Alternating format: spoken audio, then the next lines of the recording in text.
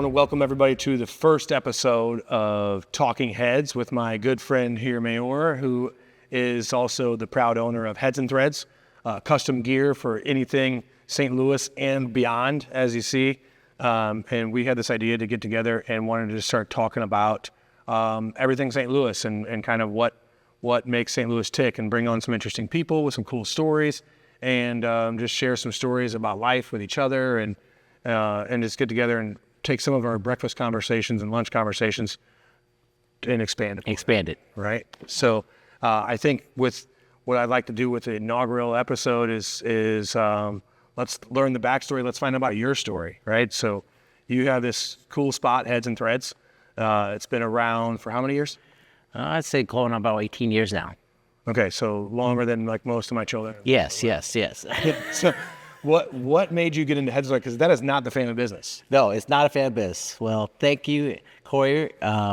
So you'd be surprised, my background, we talk about this stuff, but, my background is IT and healthcare. Yeah. Right. And when I moved back to St. Louis, I went to grad school, obviously in St. Louis University and stuff, and got my master's, and I did the whole corporate world, working at the SSM and then working at Charter. Well, you wouldn't believe this, but after I left Charter, I opened up a little bubble tea here. You had a bubble tea. Have you had a bubble tea? Yeah. At that time, Tyson's obsessed. Well, back then in 2001, it was a new thing because it was on the, unfortunately in the Midwest, we don't get the stuff, and it goes to the East Coast and the West Coast, and finally, so this was ahead of our times, right?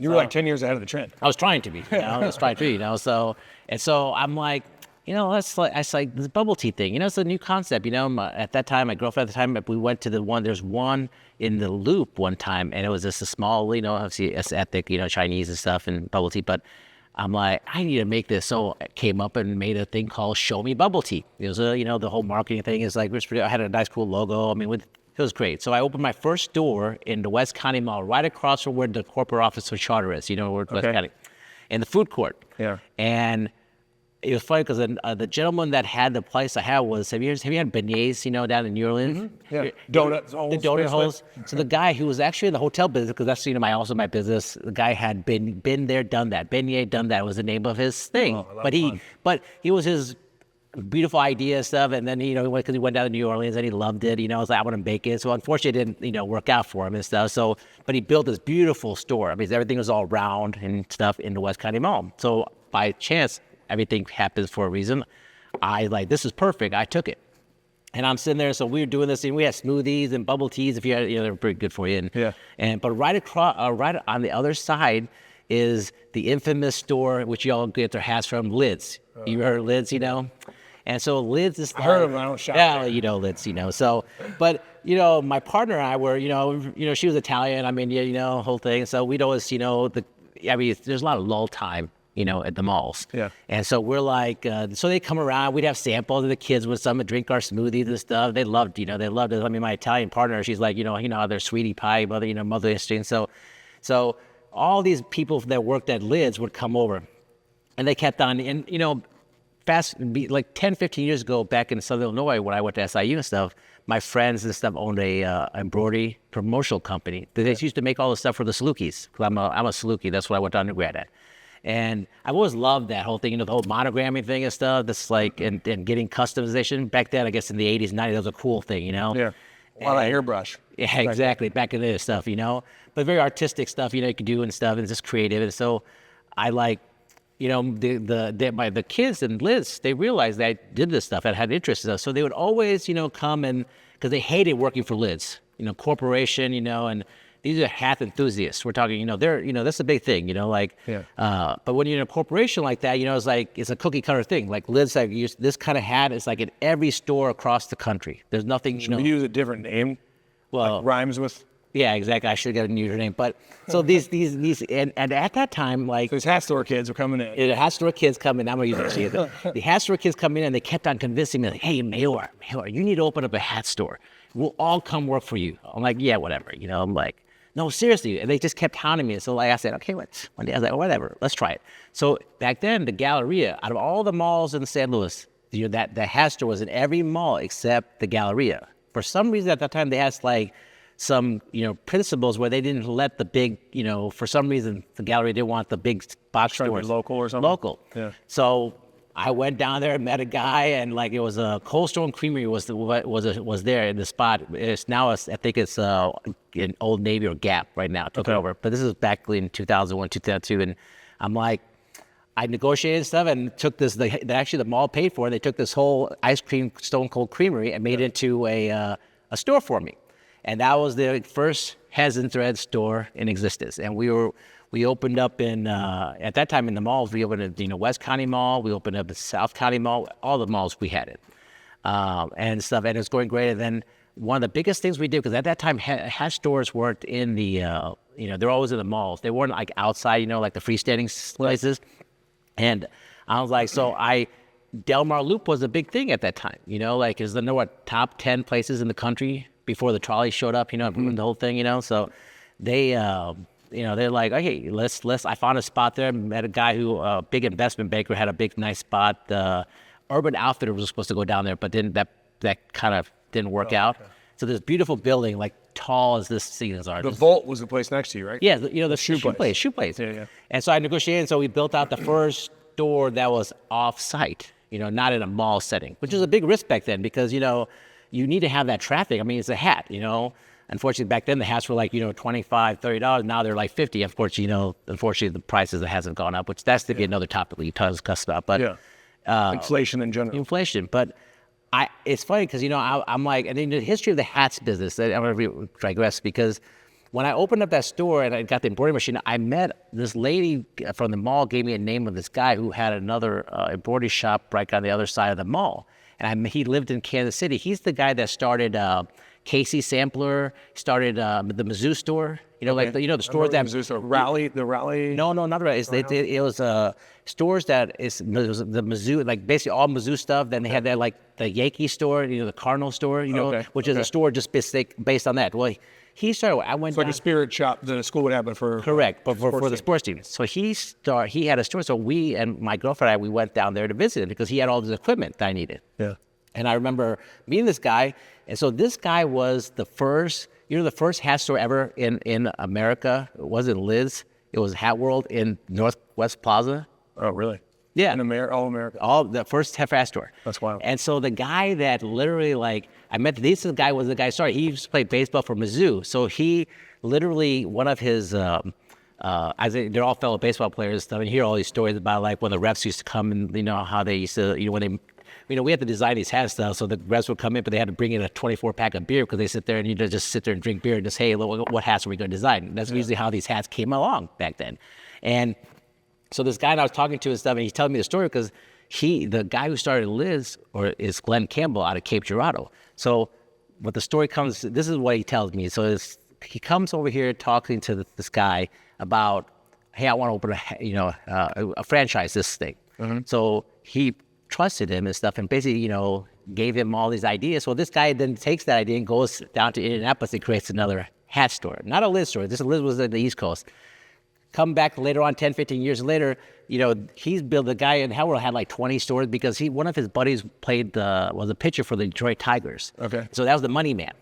And so they had stores in Hawaii and stuff, but then also Liz on this side, they're building up on this side. Well, a store the four-story hold, Glenn Campbell got so big that he actually came and bought out the actual founder of it. So when you look at the history, it's like I have the equipment from like the third in line of the Hat World business, in history-wise. And I'm like... What's really wild to me is that basically mainstream hat retail started in St. Louis. Exactly. That's like, if people don't realize the origin story of the three biggest ones is here in St. Louis. Yes. It is. And so this is back in the old days. And now, of course, you fast forward and stuff, those bigger companies bought them out, it's like Liz has been passed down and stuff. But like, I'm always, like back in, New York, obviously the New York hats I have, the New York hats you see and stuff, they're the number one hat in the world. Every Major League Baseball, NFL, that's like any sideline hats and stuff, official are New York hats. Yeah. And at one point, when I had all my stores, my rep used to tell me like I was the third largest buyer of hats in the Midwest. You know who number one was? The Cardinals. Number two was the Royals, and I was number three. Now, mind you, you eliminate like all the big like Dick's Sporting Goods. We're talking about just like, because you consider local market. The Cardinals are our local market. They're not a big box store. They're the local market. Right. So I was serious. Well, and they're like Walmart too, right? Like you can go buy all kinds of different things, not just that's like not even a secondary thing at Dick's. Exactly. This is like, but just a loss leader almost. Just law, yeah, exactly. And so that's how to kind of give you the history of how the game works and stuff. And I mean, at that time we were like, I've done, my clients, have been Murphy Lee, Nelly. I mean, we've done, because back in the hip hop scene was big down, and the Loop with Nelly, and those guys, they loved that, I mean, hell, look at all the raps and stuff about the U City and stuff, but like Chingy, which and stuff, Threadz and stuff. So I used to, back then, my clients were these rappers, and we would come up with like hats that were like unique, where my staff, which I truly credit them for all, because they're just hat enthusiasts, I mean. It's not like they're tired of going to like the hat stores and Dick's and stuff and just the same old hat. When you go to the Cardinals team store, it's the same, like they don't have no creativity because they're not really happy. That was before they had like exclusives to different stores. Exactly. And so we, like my staff at the time over the years, would sit down, and I let them too. That's like, one of the biggest things, like, there's no titles. Like when I started the whole thing, I was like, everybody's on equal pay, like if I have to go clean the toilets in my store, I will, and I expect anybody else to do it. It's not like, I'm the boss. It's like, it's a family business, I love the sports. I love it. That's the reason why I do this. I mean, my business is other, my business is other things besides sports. I have so many other things. This is a hobby that, and I've always, and I've had teams, big contract deals with contractors and electrical companies. Yeah. And it's, that in terms of the promotional business stuff with all, because all the embroidery stuff that we did, it's like, it's kind of progressed into like that promotional side. So my big clients are, we do, instead of selling one hat to a consumer, we sell 500 hats to a corporation, or and stuff like that. But the great thing about it is, like, even though we're still small business, because every single one of my clients, they are still, because I started off, they were small business and they grow, which makes me even feel the best. Like, I'm like, this is growing with them. Yeah, you help them, and I mean, any help that I can help to help them grow and stuff, because I truly believe in stuff is that, like, I tell my wife this all the time, like, stop going to Amazon, stop going to big, like, go to the mom and pop shops. That is where the strength of this American economy, like, just the lifeblood of our country. Lifeblood. All the kids, that need jobs and stuff, they can't get out, in their high school, mowing lawns. You can't just go to, a big corporation and get it, people think they do, but they just not work that way. I mean, back when you and I were kids and stuff, was the lifeblood.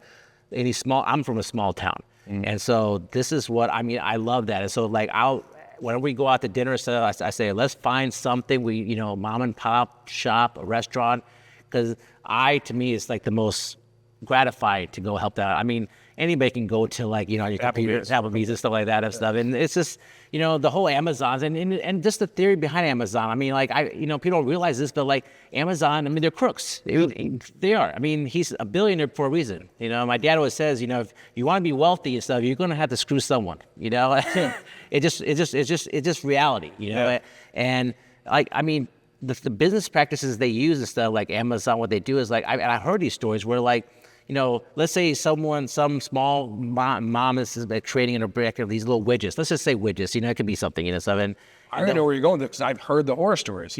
If that does well, Amazon just recreates the product, kicks them on the back burner, and then raises the price. Yeah. And then, there goes, and it's like, and people don't realize that. Like, you could never come up with a pet rock today. No. That dude would not be where he is if he was trying to do it in modern, because Amazon would be like, oh, get our Amazon rock. And I get constantly all the time, because business is a struggle. It always has been, I mean, but it's a principle for me, I'm like, no, I'm not going to give up into the big Amazon and stuff, the big Liz or the Dick Sporting Goods. It's like, that's to me, it's like, I still have, clients that come to me and fans that like people come in our store and stuff and like, just like, oh my God, you guys have the most awesome collection of hats.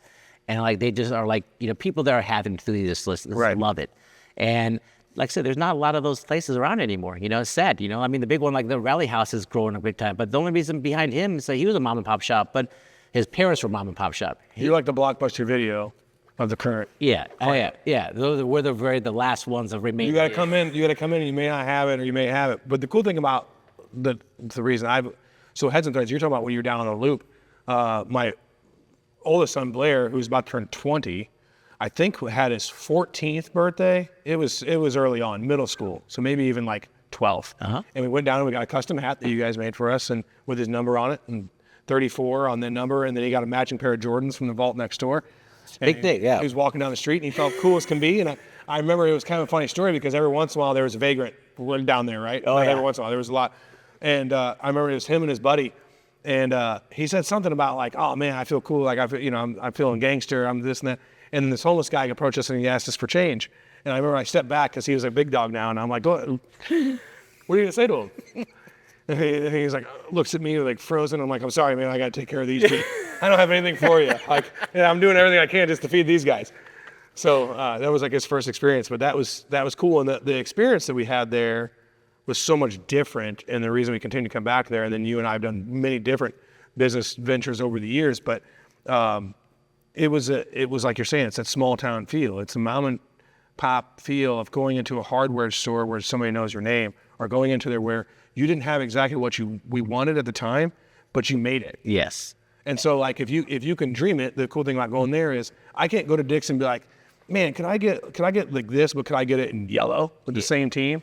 But you'd be like, yeah, absolutely, come back in a week. Yeah, we'll come and do that. Exactly. If we can make it happen, we will. You know, we talk about this all the time. Like a lot of, my Headz, which is HG apparel, as it progresses, it's ever changing. And I'm a tech guy, my background is IT, I love gadgets and stuff. So it's funny, I bought many, machines and stuff to do certain things because it's like for me, it's personal, for my personal thing, but then all of a sudden like a friend will come to me and say, who owns this bar, or owns this, say, hey, Mayur, I need this. Mm-hmm. And I'm thinking, and the great thing about FEMA, what drives me is to be able to, I'm an engineer by trade, my mind is to figure things out, like, okay, I'll make it happen, make it work. And so I got this machine I just bought, I think I can do it on this thing and stuff. And so now that just created a business, like I made this for this business owner who this bar, if we needed this bar, now I can make this for, 30 other bars. And the effort that goes into it. Because as a small business owner, you are absolutely dependent upon the quality of your work getting you referral business. Exactly. Whereas these big box stores, they don't care. No, they don't care. You don't buy it because you don't like it, that's fine. 10 other people will because it's just there. They don't care. Right? It's like that. But if you want quality or something that's what's specific to you or that's made with, buzzword, kind of cliche, but made with love, right? It is. Because it's a labor of love for you. It is, and my it's funny because my staff is like switch this one, Felix. I know. My staff is really good because like sometimes I'll say, oh, that's okay. They're like they have so much pride in what they do, and so they don't want to give out a bad product and stuff. Right. Things happen when you don't realize when you're embroidering something, you're basically making holes on a garment. And I've had people come in and stuff and like they'll go down and they'll go down to like Target and buy a cheap $5-6 shirt, but they'll spend $30, $40, $50 to stitch it on because it takes time to if they want something custom, Yeah. There's just unfortunately there's cost involved there because you have the time set. But I tell people like you're gonna spend $40, $50 for all the setup and stuff, and that is a cheap amount. Why would you not put that on a nicer garment? Because you're representing that image. Yeah. Or I tell another. It's like getting rims on a Corolla. Exactly. Like one of the things I've done for a lot of my clients, stuff like one of my clients, they wanted a 50th anniversary shirt for their employees, and so and I can give them a nice, I gave them they got nice pullover and stuff, but what I did for them because I have access to since I am a sports apparel company. Yeah. I got them all Cardinal. Nice pullovers, and then I stitched their logo on it, and He gave those out. And I'm like, and I was like, and he loves them. I said, you know why I did this? I said because as much as you want to think that your employees love to wear your shirt, Bob's Plumbing and stuff, they're more likely especially in this town, to wear a Cardinals hoodie, a Blues, back in the day when the Rams were here, because we did a ton of stuff for the Rams stuff. It's like, which that's another story too, but. Yeah, that killed some of my business too. We'll have to bring one of those guys on and talk about definitely. But like you pay the extra money, but now these people are not only going to wear when they go to the Cardinal game, they go to the Blues game, they're going to wear that shirt and they're going to have. So you're like it's like because a lot of people don't own that gear. No, especially since like it's custom. You and I have the, I guess, privilege. I don't know what you call it, but we've been to a lot of games. Oh yes, of different sports games. And I often take for granted that when I see like a family walking in, that may have been that kid's first game and only game for 20 years. Like there's so many people every day that are walking into those stadiums that never have that experience. And now, well, you're saying you're passing that stuff on. Oh man, I don't have any gear. Well, yeah, I do because I just got a work shirt that has a gear on. So now I got something to throw on. And you're advertising. Exactly. So you just turn yourself into a billboard. It's like a walking bill. I tell people that's like, why would you like people spend all this money on billboards and stuff like this is like perfect. Like these are for free. This is free advertising for you, so like, why would you not do that? So these are just the ideas over the time I've tried to, and of course now people do it all the time, I mean, there's many things that we've done. It's fun. Like if I was Can I bring up a sore subject while you're on that point? You want to tell me a little about your bedazzled hats? I was just about to say this. So bedazzled hats. So when I was in the gap, when we first started, my staff and stuff created the first ever Swarovski crystal hat. Yeah. And it was Jim Edmonds' wife that came in and stuff back then and stuff, and we created stuff. And so it was, you just take a hat and bejewel it, if the Swarovski, which, this is like the most... I can't say the name. Well, it's the closest thing to a diamond, and I'm like, it's an Austrian. We were actually, I'm a Swarovski rep, I can get. So when I found this stuff, I went and got all this stuff and got it to become a distributor for them and stuff and create this. And I made back in the 2006 World Series, I made a hat, and I have great friends at the Cardinals, obviously being in the business, with years, I have great relationships and stuff. So my first time visiting with the lady who ran the stadium, it was funny because my New York rep at that time, was telling me, said, hey, Mayur, don't get mad if you maybe get 2 seconds with this lady, because she doesn't, she doesn't talk to anybody. I'm like, okay, it's like, I'll go. So we go there. We spent an hour talking. Guess what we talked about? We didn't talk one thing about crystal hats. We didn't talk about it. We just talked about life. Yeah. And she was at your birthday. She was at my birthday. She's with my wedding. She was one of my closest. That day, she invited me to it was a happy hour where all the Cardinal staff was there to come. Just the day that I met her, and we've been friends ever since. Yeah. And she's helped me quite a bit in terms of getting into the sports scene, because I got into the Cardinals with her, the Blues, because she then transferred over to the Blues. At one point, she used to run like 10 teams, so in playoffs. But I made a hat for her, and she wanted the most coolest hat. So my staff made this hat. It was like, I call it the clown hat because it was a hat that had every single color past like blue, red, yellow, each of the panels were. Mm-hmm. And my staff, basically crystallized the whole freaking thing. The thing weighed like 10 pounds. I kid you not. And I'm like, and it was a centerpiece. Like, it was so great because I would go to the stadium and you see right in the team store, you see the hat that my staff was just so proud of, It took months to do. It wasn't like, because it's custom made. And you see the price is like, it was $5,000 hat. That's what it cost retail, was $5,000 at the team store. And but people would come here and take pictures of it, and this is when the beginning of Facebook and the whole Instagram, so it's like you can see the social media spread. But I remember in 2011 when they won the World Series stuff, my friend, she told me some guy who was not a celebrity, comes into the team store, buys the hat, buys a robe, and walks out with a cigar. Walks out, he puts his American Express and buys the hat. It wasn't a celebrity. It was some guy that had to have the hat when it was so excited that they won the World Series that year. Yeah. And I'm like, that is so cool. And just sitting there, if you go to the Cardinal team store, you'll see our crystal hats and stuff. I mean, they still to this day. I mean, it's been over 15 years. They still sell them. Yeah. And stuff. But now, obviously, you see every mom, every little, housewife and stuff makes them and stuff, but they're not the official. That's the official. And I wish I would have patented it, because now, now the big boys like Adidas and Nike and Fanatics, which is a sore subject to me. But you see all the women, like you had the new Alyssa Milano line and stuff where they'd bling all this stuff out. I didn't know Alyssa Milano had a line. Oh, she did. She does have a line. She does. It's like the fancy, So she's the boss? I don't think she's the boss, but so who's the boss reference? Yeah, exactly. But no, it's like I'm like, if I would have patented that, I'm like, that I would have made so much money for you, because they Alyssa would have been paying you. Yeah, she'd be paying me to put royalties just for that idea. Exactly. But unfortunately, lessons learned. Hey, at least I can sit there and say I came up with a concept. Yeah. To me that's fine. I'll put it on my tombstone. Right. Mayur the Bling Man. Crystal hats.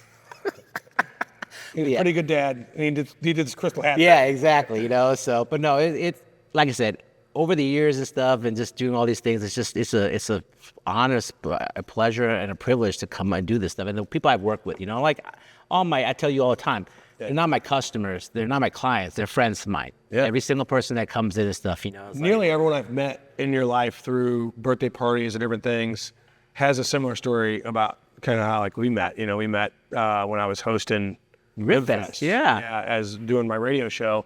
And everybody that I've met with you is like, oh yeah, I met Mayur because we bought a shirt or whatever, and we became friends. And these people come to your home and you invite them into your home, and that's what makes it. And I think that's what's cool about this show is I'm excited to see the just plethora of guests we bring on to talk about St. Louis. And I think given that origin story is a great way to start this, because now not only do I have a better understanding, but everybody has to understand that you honestly were, being in the hat game and that kind of origin thing, that's a staple of St. Louis history at this point. Yeah. And I didn't know that St. Louis was basically the jump off point for hats. Yes. Like that's something that I learned today for sure. So I always like to educate you there, Corey. I know you're a great mentor. I try to do the best I can, buddy. For sure. So I'm excited to see what the future holds. I'm excited for the next episode. I'm excited to bring guests in. I'm excited to dive into St. Louis culture, history, and future. Yes. And see where it goes. I'm here with you, brother. All right. All right. Good first session.